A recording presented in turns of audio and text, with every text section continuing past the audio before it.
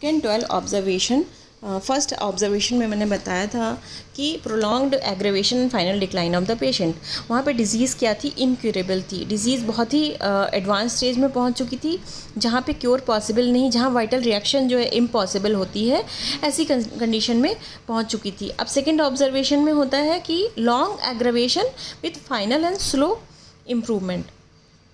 यहाँ पे दिया है कि you get him a little earlier in his history before the trouble has gone quite so far. आपने डिज़ीज़ बिल्कुल एडवांस कंडीशन में पहुँचने वाली थी, जहाँ पे क्योर इम्पॉसिबल हो जाती, उससे जस्ट पहले आपने उसको मेडिसिन दे दी है।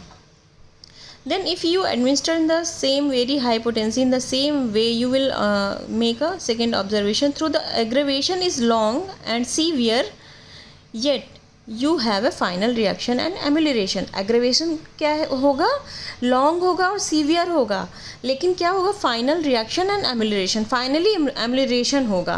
The aggravation last for many weeks, aggravation बहुत हफ्तों तक चलेगा perhaps, and then his feeble economy seems to react.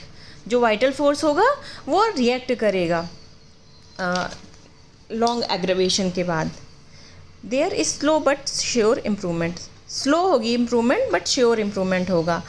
It shows that the disease has not progressed quite so far. Disease मतलब बहुत ज़्यादा जो है एडवांस स्टेज में नहीं पहुंची थी। The changes have not become quite so marked, changes इतने मार्क्ड नहीं हुए थे जहाँ से उसको क्योर करना इम्पॉसिबल हो। At the end of 3 months he is prepared for another dose of medicine and you see a repetition of the same things. You may know then that the man was on the borderland and had he gone further, cure would have been impossible। और man क्या है यहाँ पे, border land पे था, बिल्कुल वो बिल्कुल एडवांस स्टेज में डिजीज़ पहुँचने ही वाली थी, उसे जस्ट पहले आपने मेडिसिन दे दी है। अगर नहीं देते तो क्या होता, cure would have been impossible, cure possible नहीं होती। It is always well in doubtful cases to go to the lower potency, लेकिन डाउटफुल अगर कोई केस है तो उसमें लोअर पोटेंसी से ही शुरुआत करनी चाहिए। In this way, go cautiously prepared to the antidote of the medicines if it is taken the wrong course। अगर ज़रूरत पड़े तो एंटीडोट कर सकते हैं केस को, अगर मतलब हाई पोटेंसी में दे दी गई मेडिसिन और बहुत ज़्यादा स्ट्रॉन्ग एग्रेवेशन है। सेकेंड ऑब्जर्वेशन में क्या होता है कि डिज़ीज़ जो है क्यूरेबल स्टेज में होती है, ठीक है। ऑर्गेनिक और पैथोलॉजिकल चेंजेस जो है बहुत एडवांस नहीं होते हैं, जहाँ से क्योर होना इम्पॉसिबल हो जाए, मतलब क्योर पॉसिबल है यहाँ पे। टिश्यू चेंजेस क्या है, बिगिनिंग स्टेज में है, ठीक है। द वाइटल फोर्स क्या है, रिएक्टिव स्टेज में है, वाइटल फोर्स यहाँ पे रिएक्ट करता है तभी क्योर होती है। Hence the aggravation has last for long time followed by final and slow improvement।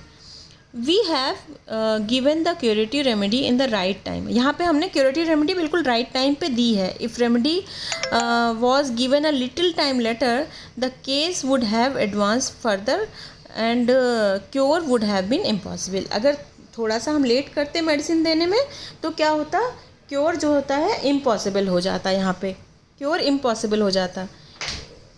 It is always better to start any medicine in low potency, और मेडिसिन क्या होता है, लो पोटेंसी में ही स्टार्ट करनी चाहिए ताकि एग्रेवेशन उतना ज़्यादा ना हो।